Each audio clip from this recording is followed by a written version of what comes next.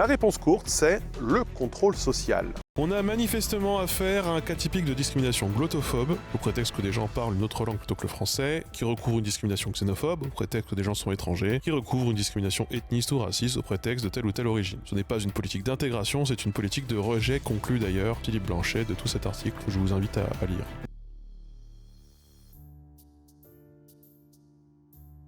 Des nouveaux tests pour rendre expulsables les gens, oui, et surtout pour renforcer le contrôle social sur ces personnes, en les obligeant à acquérir ou à se justifier de compétences qu'elles ont déjà, sans jamais les guider pour leur demander précisément ce qu'on attend d'elles, en les laissant livrer à elles-mêmes, sans jamais leur donner les moyens d'apprendre ce qui est considéré comme essentiel, et en leur faisant signer des contrats d'intégration sur des valeurs censées être universelles, alors qu'elles... Parce que l'important pour un Darmanin ou pour un Retailleau, ce n'est pas le sort de ces pauvres gens qui ne peuvent pas voter, c'est plutôt de passer pour le plus gros con auprès de leur électorat de gros cons racistes qui s'y reconnaîtront, histoire d'avoir une chance pour 2027 ou pour 2032, et ça franchement, ça me fait pitié, ça rend malade. Force à tous ceux qui galèrent, force à tous ceux qui doivent apprendre dans un nouveau pays, qui doivent se lever le matin avec ce genre de nouvelles, qui font tout pour s'en sortir et qui galèrent.